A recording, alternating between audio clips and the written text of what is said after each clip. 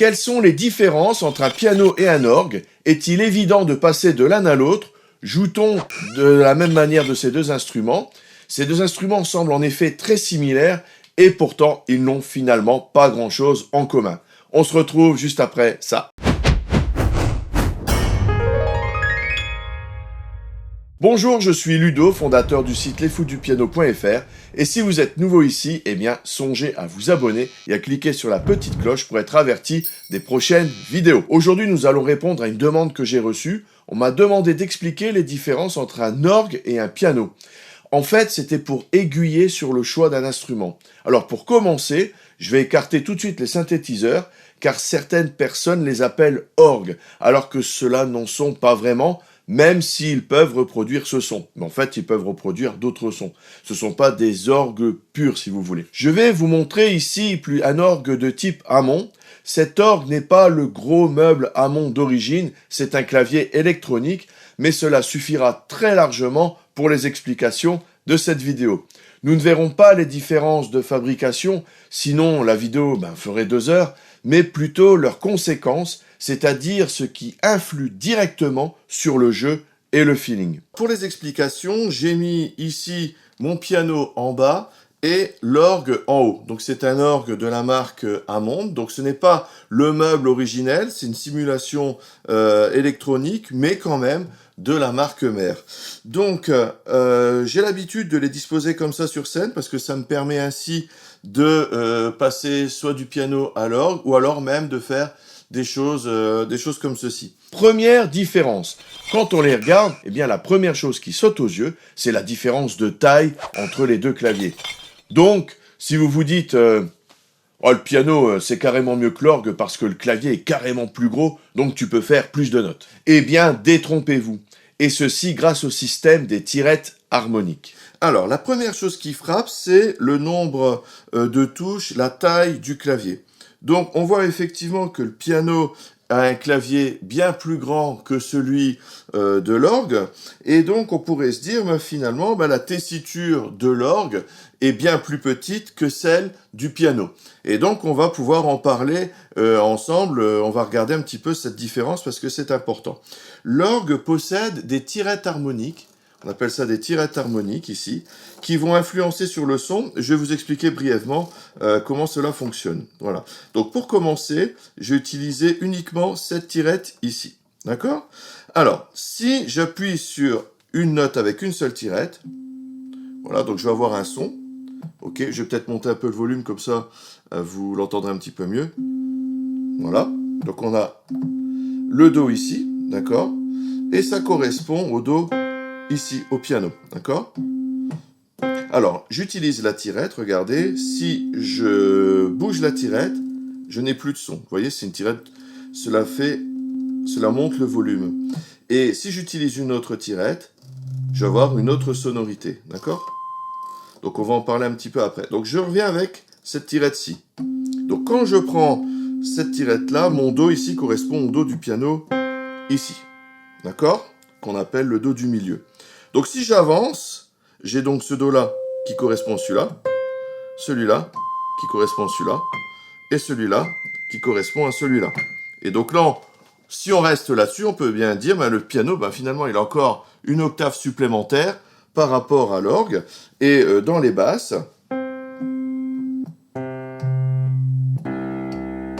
eh bien, j'ai encore plus d'une octave dans les basses, en plus au piano. D'accord ? Donc ça, c'est ce qu'on pourrait croire au départ. Maintenant, on va regarder ces fameuses tirettes.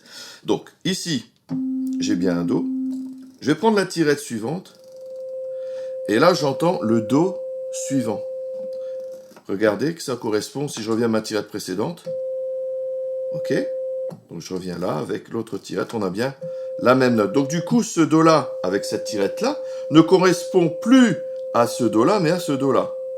Et du coup, je récupère mon octave manquante du bout. Parce que ce Do-là va correspondre au Do du bout du piano. D'accord ? Donc ça, c'est très, très, très important. Et on va continuer comme ça. Donc j'étais arrivé là. Je prends la tirette suivante. Mais là, c'est un Sol. On va en parler plus tard. Donc ça ne m'intéresse pas pour ma démonstration. Et là, j'ai encore le Do d'après. Donc ce Do-là correspond, si je prends ma tirette originelle, au Do, non pas ici, mais ici. Vous entendez bien que c'est la même chose. Donc ce Do-là, je reviens ici. Vous voyez? Donc si je prends ce Do-là, Do, il correspond à ce Do-là. Celui-ci à celui-ci, Do. Celui-ci à celui-ci, et je continue. Et là, j'entends à partir du Sol, vous voyez, on revient sur le Sol d'avant. Donc finalement, j'ai ces notes-là en plus. D'accord? Ici, il reprend au clavier parce que ça serait trop aigu, la sonorité ne conviendrait pas. D'accord? Donc finalement, je continue mes tirettes.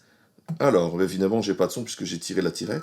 Là, j'entends un Mi, un Sol, et là, un Do. Et ce Do-là correspond donc, avec ma tirette originelle, au Do tout en haut. Vous avez vu? Donc finalement, par rapport aux aigus, le jeu des tirettes va me permettre d'aller plus loin encore que le piano. Regardons maintenant un petit peu ces tirettes, parce qu'évidemment, on n'utilise pas forcément une seule tirette à la fois. Donc si je prends mon Do de départ, regardez, hop, ok, eh bien je vais rajouter tous les Do qu'on a vus. Do, ça c'est le Do d'au-dessus, le Do encore au-dessus, le Do encore au-dessus, c'est comme si je jouais les 4 Do, d'accord, et le Do en dessous, d'accord. Donc là j'ai rajouté tous les Do, donc ici j'entends donc une sonorité.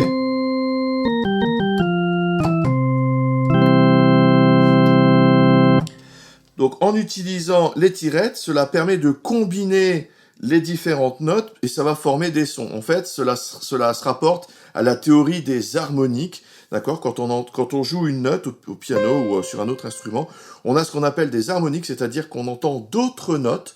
Et le fait de pouvoir ici avoir ces tirettes, avoir des autres notes, ça va changer les sonorités. Alors, évidemment, on n'est pas obligé d'utiliser tous les Do comme je l'ai fait ici. Ici, c'était pour expliquer par rapport aux octaves. Mais si je fais... Ici, j'entends clairement le Sol, hein, le Sol que j'ai rajouté. Et quand je joue, eh bien, en fait, on n'entend plus forcément automatiquement la décomposition des sons. En fait, notre cerveau va tout mettre ensemble et ça va nous donner l'impression d'avoir une autre sonorité, en fait. D'accord? On continue. Quand on les rajoute, on entend bien qu'on met des nouvelles choses. Ah, donc là, j'ai tout mis.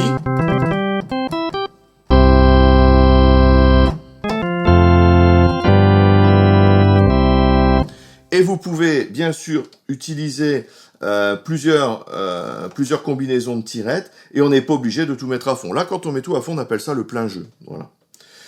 C'est directement inspiré des orgues d'église, hein, qui fonctionnent aussi avec des systèmes de tirettes et de tuyaux.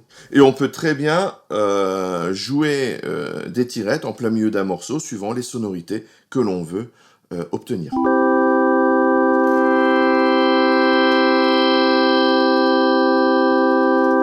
Vous voyez, ça permet de créer des effets.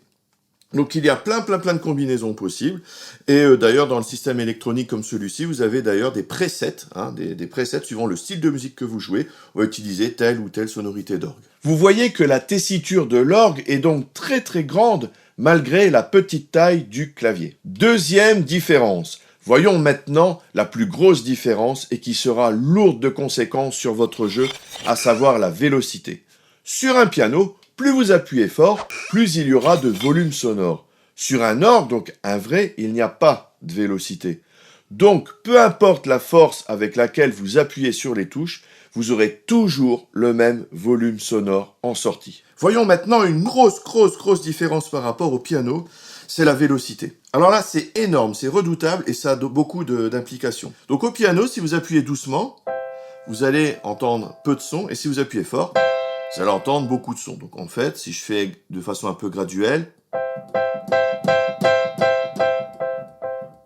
et si je fais la même chose à l'orgue, eh bien ça va donner autre chose. Peu importe la force avec laquelle j'appuie, peu importe l'intensité que je donne, j'aurai toujours le même volume sonore à l'orgue. Et ça, c'est énorme comme différence. Alors c'est vrai que sur certains claviers électroniques qui imitent le son de l'orgue, eh bien, on peut avoir maintenant cette vélocité. mais ce n'est pas la norme d'origine, et du coup cela change, cela influence le jeu. Donc si vous avez un clavier qui propose des sons d'orgue avec vélocité, allez dans les paramètres et désactivez-la pour avoir le vrai feeling de l'orgue. Comment devons-nous faire à l'orgue pour quand même varier le volume? Eh bien dans ce cas, vous devez utiliser une pédale de volume. Les guitaristes en utilisent aussi. En voici une, donc vous voyez une pédale de volume, vous branchez votre orgue à l'entrée et en sortie vous la mettez, donc vous mettez en sortie votre ampli et donc là vous aurez un volume nul et plus vous appuyez, plus vous aurez de volume. Mais il faut prendre en compte que la pédale va affecter l'ensemble des sons qui sortent de l'orgue et non pas touche à touche comme sur un piano si vous jouez avec votre vélocité. Donc cela influence évidemment votre façon de jouer. Tout ce qui rentrera dans la pédale sera affecté et variera de volume. Par exemple, si vous faites quelque chose avec vos deux mains, vous aurez aussi bien les graves que les aigus qui seront influencés par le volume qui sortira de la pédale. Troisième différence. Sur un piano, on utilise beaucoup la pédale de sustain. Il n'y en a pas sur l'orgue. Voici donc une pédale de sustain pour un piano. Donc je rappelle, quand vous appuyez sur la pédale, eh bien le son reste actif. Sans pédale, la touche, le son s'arrête. Si j'appuie sur la pédale, le son continue. Je lève la pédale, le son s'arrête. Donc je refais, j'appuie sur la pédale, le son continue, je lâche, le son s'arrête. Ok ? Voilà. Donc les pianistes connaissent bien ce système de sustain. Par contre, à l'orgue, je n'ai pas de pédale de sustain. Donc quand j'appuie sur une note, je l'entends et je dois relâcher la touche pour que le son s'arrête. Mais le son ne continuera pas. Donc ça fait vraiment partie du jeu au piano d'utiliser la pédale pour avoir du son qui dure. On peut jouer des choses du coup où on peut avoir par exemple beaucoup plus de notes entendues grâce à la pédale de sustain, parce que je joue des notes, les notes continuent de sonner, et je continue de jouer, et je vais entendre toutes les notes. Alors on ne peut pas, une fois que j'appuie sur la touche, je l'entends, dès que je la lâche, ça s'arrête. Par contre, vous n'avez pas le decay, c'est-à-dire j'appuie sur une note de piano, sans pédale, la note va finir par ne plus s'entendre. D'ailleurs, je peux le faire aussi avec la pédale, j'appuie sur la pédale. Même si le son reste, le son s'atténue. D'accord ? Puis finira par s'éteindre. Alors qu'à l'orgue, si j'appuie sur la touche, le son reste au même niveau. Il n'y a pas de baisse de volume sonore, vous voyez ? Donc, ces deux aspects-là, donc le fait qu'il n'y ait pas de pédale de sustain, et en plus que au piano le son s'atténue et qu'à l'orgue non, ça va vraiment influencer sur le jeu. D'accord ? Donc pour que le son s'entende, pour qu'une note s'entende à l'orgue, eh bien il va falloir rester appuyé dessus, et donc il va falloir être beaucoup plus précis dans votre jeu à l'orgue, si vous n'utilisez pas de pédale de sustain, par rapport au piano, j'entends. Donc à l'orgue, il faut être plus précis sur les durées des notes. D'accord ? Parce que vous ne pourrez pas les faire continuer une fois que vous aurez lâché la touche. Et ça, c'est extrêmement important, il faut être vraiment très précis à l'orgue.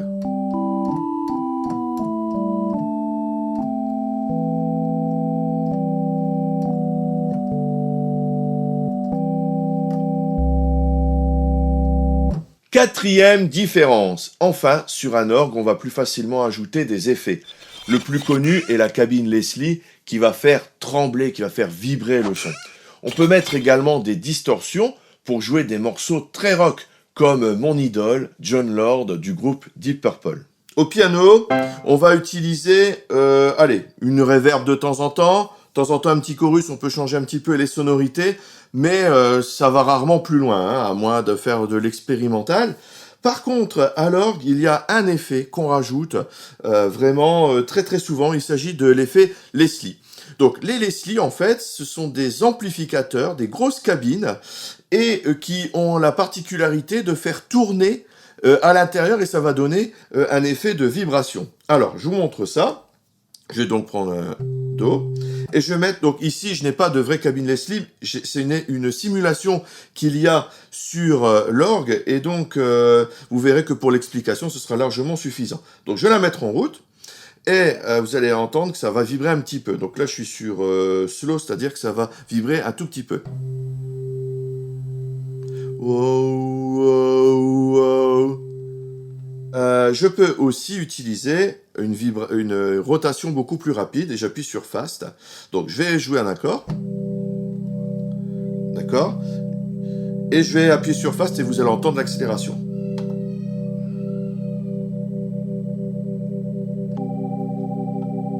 Donc non seulement quand c'est accéléré, vous avez un effet très intéressant, mais ce qui est très intéressant, c'est la façon dont ça accélère et la façon dont ça décélère quand vous l'enlevez.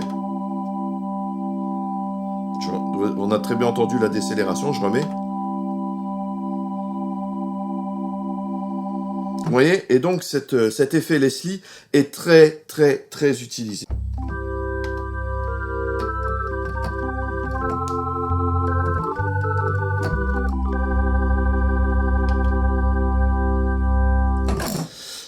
Et on va continuer un petit peu là-dessus.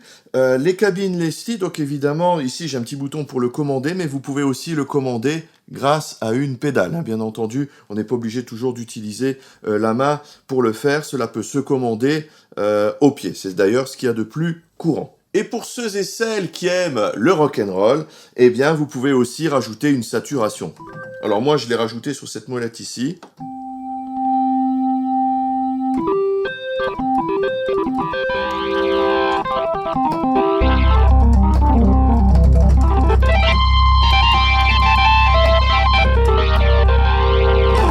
Donc pour ceux qui aiment des groupes comme Deep Purple par exemple, moi c'est un groupe que j'affectionne particulièrement, donc ce sont des saturations qui sont utilisées pour donner du coffre au piano, pour donner du coffre à l'orgue, pour pouvoir rivaliser plus ou moins avec la guitare. Je vous montre aussi la deuxième molette, alors là c'est question de goût, donc vous avez comme sur les synthétiseurs une molette ici de pitch bend. Alors sachez qu'à l'origine cela n'existait pas, c'était dû aux limites techniques des instruments, et donc maintenant comme l'électronique dépasse un petit peu les caractéristiques physiques des orgues d'origine, on peut utiliser maintenant le pitch bend.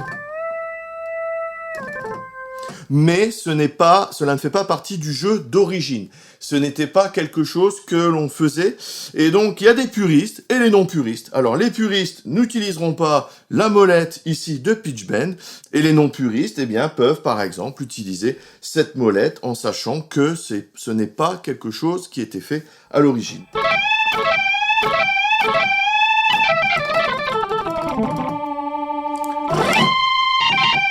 Donc vous pouvez vraiment vous amuser et faire des choses qui ressemblent un petit peu au bend qu'on retrouve à la guitare. Mais encore une fois, cela ne se faisait pas avant, donc pas pour les puristes.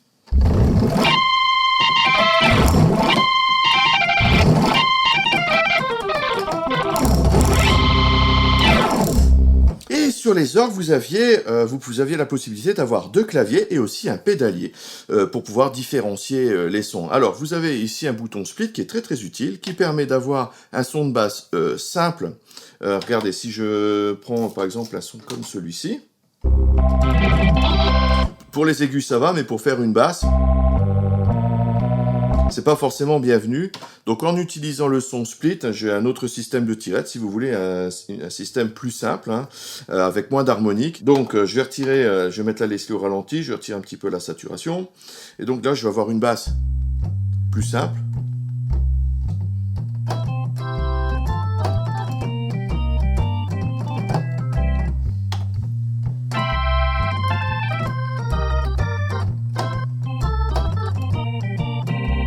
Vous voyez que là, j'ai une basse avec une sonorité différente, plus walking bass avec du coffre, vous voyez, avec moins d'harmonique, hein, qui pollue un petit peu. Et je vais avoir ici ma main droite avec plus d'harmonique suivant ce que je veux dans mon jeu. Finalement, ces deux instruments n'ont rien en commun à part le clavier. Est-il facile de passer de l'un à l'autre? Eh bien, pas forcément. Il vous faudra forcément un temps d'adaptation et vous attraperez au fur et à mesure des gimmicks, des tics de jeu sur l'un et sur l'autre.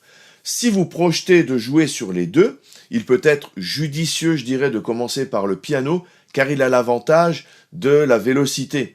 Si vous apprenez l'orgue sans vélocité, il sera peut-être plus difficile de l'ajouter ensuite quand vous passerez au piano. Je vais vous faire une petite démo, mais avant, vous pouvez recevoir mes guides et mes vidéos de formation gratuites.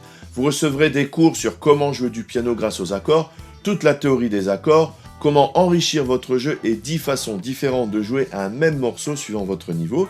Il y a une 60aine de pages de guide, 2h15 de vidéos, des partitions, des playbacks. Et pour recevoir tout ça, c'est facile, vous cliquez sur le lien dans la description. Il y a des astuces que je donne uniquement par email. Donc si vous n'êtes pas inscrit, eh bien vous passerez tout simplement à côté.